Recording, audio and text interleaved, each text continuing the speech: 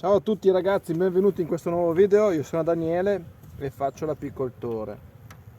Allora, in questo video voglio farvi vedere una famiglia forte già in questo periodo, il 1° marzo. Questo nido qua l'ho messo su 7, vediamo che già il primo di sponda è presidiato bene dalle api. Voglio farvi vedere le differenze rispetto a quelle famiglie che erano più indietro, che vi ho fatto vedere nei video precedenti, e quindi facciamo le dovute considerazioni su questo caso, che è un caso che è molto avanti rispetto alla stagione.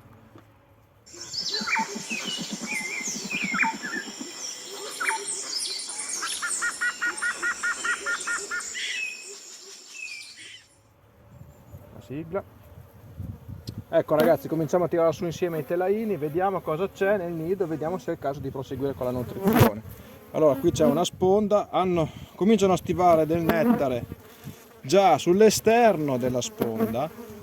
L'interno della sponda qua è piena di nettare e abbiamo anche del miele cristallizzato, forse è il candito che hanno consumato, che l'hanno cominciato a immagazzinare. Se uno scorte a sufficienza, adesso un nido così io non lo nutro perché voglio tenerlo a bada, questo qua, altrimenti sul tarassaco mi va già in febbre sciamatoria. Io non voglio che vada in febbre sciamatoria sul tarassaco tra un mese, voglio anzi che stia buono, buonino, e che esploda quando è ora di fare il miele con la caccia. Ecco, qui abbiamo un telaio di sponda, sempre stanno stivando del nettare. Volevo vedere se già c'è la covata qua, ma non c'è, meglio così. Anche qui c'è nettare e c'è una bella corona di miele, spero che lo vedete anche voi, quindi andiamo molto molto bene.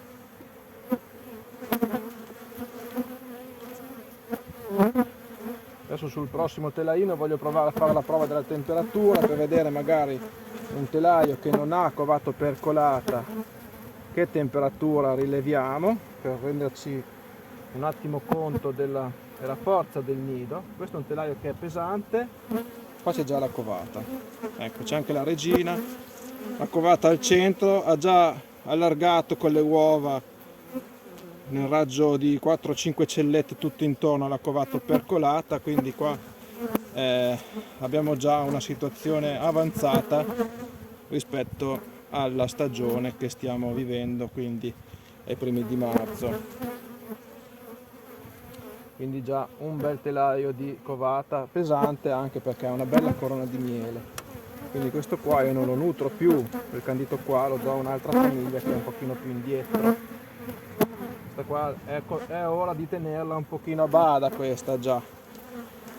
Ecco, qua abbiamo già praticamente un telaio pieno di covata, vedete la covata qui parte da qua, arriva qua, ha già fatto i suoi 2 giri di covata questa regina qua, si sta allargando bene, è molto avanti rispetto al periodo che è. Vedete la forma a spirale, ecco. Questa regina qua sta spingendo parecchio.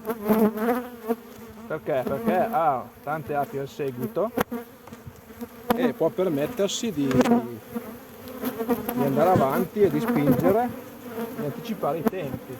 Già un nido così ha una buona quantità di bottinatrici che vanno fuori, che portano dentro il nettare, il polline. Anche qua un altro bel telaio di covata, quindi siamo già a 3 telai estesi di covata. Vedete che la copertura è pressoché totale, la presenza di api è su tutti i favi, li copre interamente.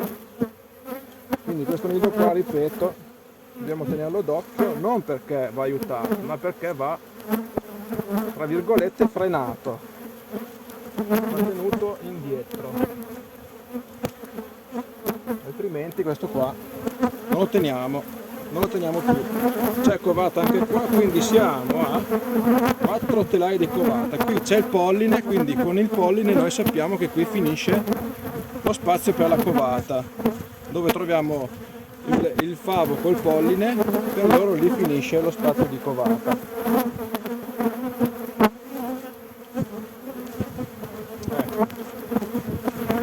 Vedete come è popolato? Questo nido qua è già una bomba.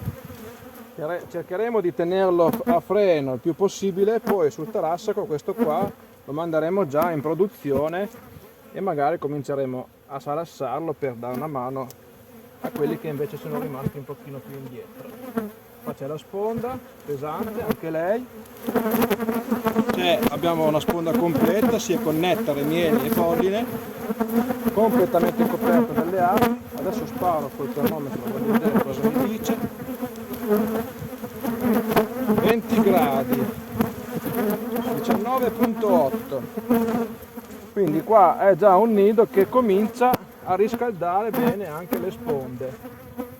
Considerate che fuori adesso qua abbiamo 12 gradi, 13 gradi, quindi non è che quando tiro fuori i favi si raffreddano, perché abbiamo misurato 20 gradi qui, quindi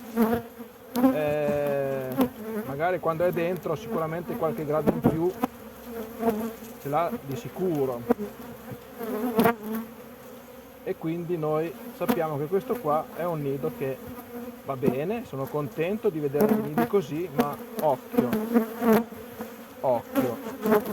che questi qua non vi arrivano sulla fioritura che volete fare, vi scappano. Questo qua sarà in febbre sciamatoria, quando già saremo ad aprile, tra un mesetto questo qua comincerà a fare arrabbiare.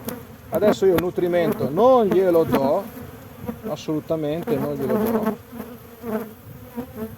gli metto sul cellophane perché voglio che stia comunque protetto dagli sbalzi, anche se sappiamo regolarsi perfettamente da solo senza il nostro aiuto. Un nido così è assolutamente autosufficiente. Comunque io il cellophane lo lascio su tutto ancora perché può capitare di tutto, e andiamo avanti con le visite. Ecco ragazzi, quindi avete visto la situazione limite dal senso positivo. Questo già su 7 telaini, tra poco sarà pronto ad andare in produzione, sarà pronto a farmi tribulare, quindi stoppiamo l'alimentazione proteica perché già con le sue bottinatrici riesce a soddisfare abbondantemente il fabbisogno, non ha bisogno di essere spinto, non darò nutrizione liquida quando la darò agli altri, e questo qua lo lascerò tra virgolette andare avanti da solo finché non sarà troppo avanti, che comincerò a salassarlo e magari dargli dei favi da costruire e cercare di contenere sulla febbre sciamatoria. Ecco ragazzi, per questo video qua è tutto. Io vi ringrazio di aver seguito il video fino a questo punto e vi do appuntamento al prossimo video. Ciao a tutti.